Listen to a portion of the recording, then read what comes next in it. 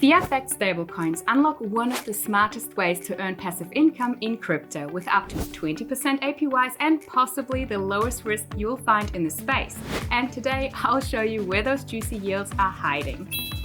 Hi, I'm Linda, and if you want to see more content like this, please consider delegating to my MALU pool or to me as a Cardano DRep. Links are in the description. And a quick reminder, this is not financial advice, just my personal thoughts. Always do your own research. Before we dive into all the yield opportunities, to understand why fiat-backed stablecoins are so safe, let's take a look at how they're made first. For every $1 of fiat-backed stablecoin, there's one real dollar sitting in a real bank account as collateral. That gives them a high level of stability and makes them the perfect option to park your crypto gains long-term and hodl safely. The only real risk? If those fiat reserves vanish, either due to mismanagement, regulatory issues, or the bank going under, that's when you're out of luck. But you're actually in luck if they're based in America, because the new Genius Act enforces strict safety measures. Only licensed, regulated issuers are allowed, and if things do go sideways, consumer protection laws kick in. So that should definitely make you sleep a lot easier at night. And now let's get into the passive income opportunities. Cardano has two native fiat-backed stablecoins, USDM by Moneta and USDA by Ansons. And there are a few ways you can earn passive income with them. One of them is by providing liquidity on one of Cardano's DEXs. Now, when we head over to MintSwap, for example, and click Earn, click Farm, and type in USDM, here we can see a few liquidity pool pairings. We've got 3 stablecoin pairings with 1 or 2% APYs.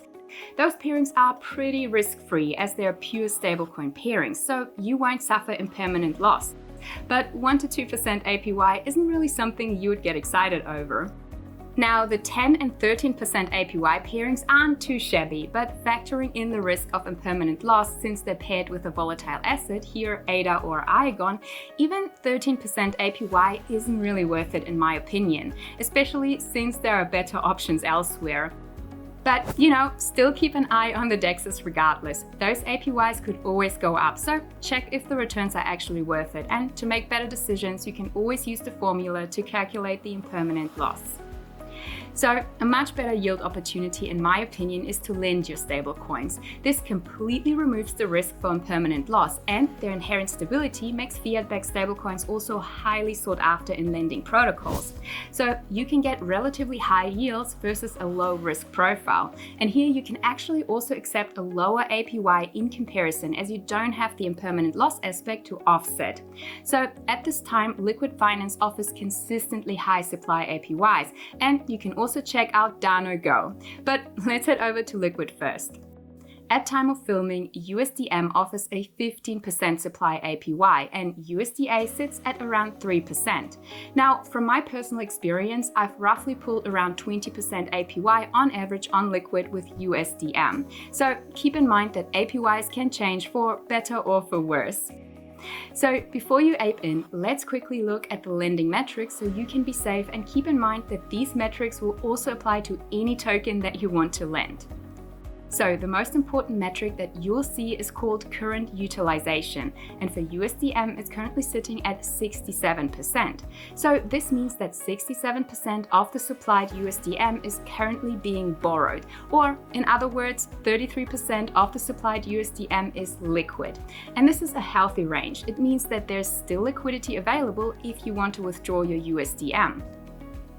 So, as a rule of thumb, below 80% it's smooth sailing. Between 80 and 90% you should start watching closely, and above 90% you run the risk of withdrawal delays.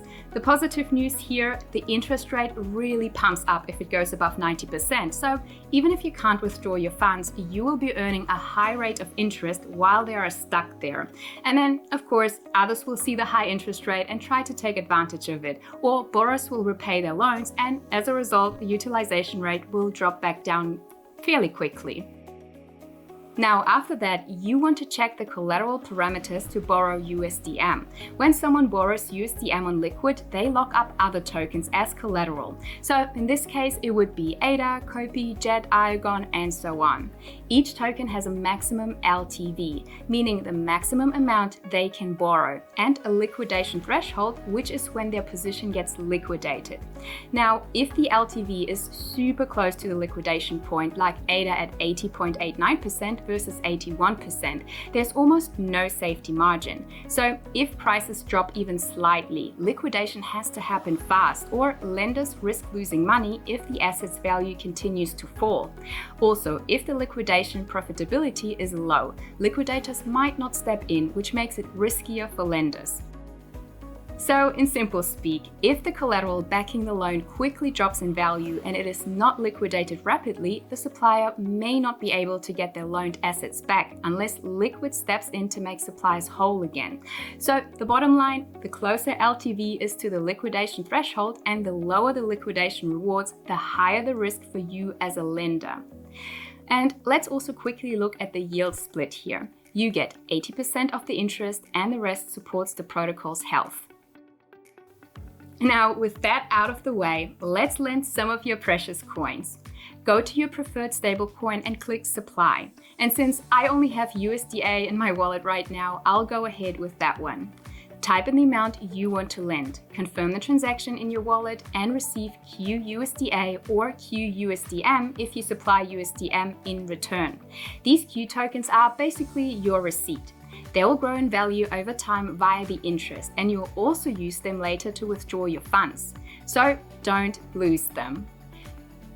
Your USDA or USDM is now in the lending protocol, and you'll start earning your APY in USDA or USDM and some LQ tokens on top. You can view your earnings here in the dashboard at any time.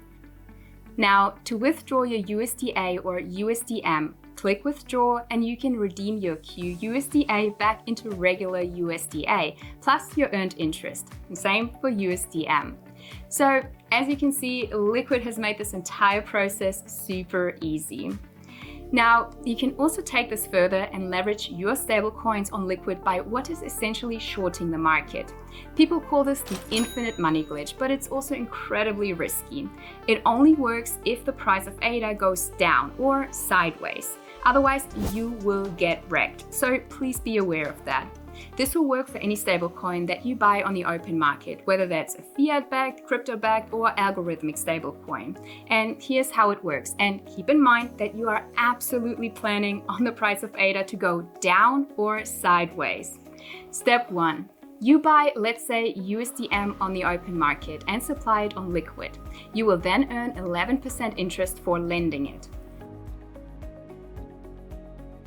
Step 2. You then borrow ADA against the USDM that you have just supplied and pay, let's say, 4% interest for borrowing that ADA.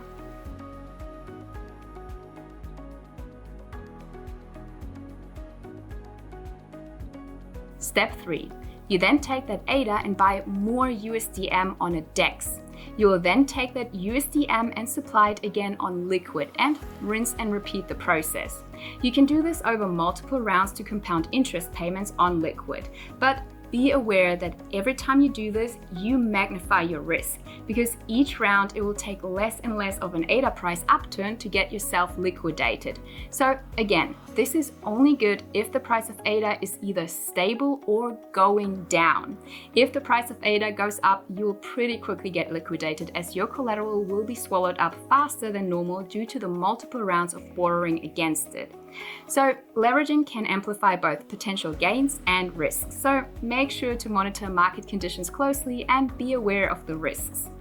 Now, Danogo is another option to lend your stablecoins. They're a relatively new protocol and offer fixed rate lending and borrowing, and they're also a yield aggregator, which takes advantage of both their own lending protocol as well as any others on Cardano. At the time of filming, only Liqwid and Danogo protocols are available here, but they will integrate any other protocols that pop up on Cardano.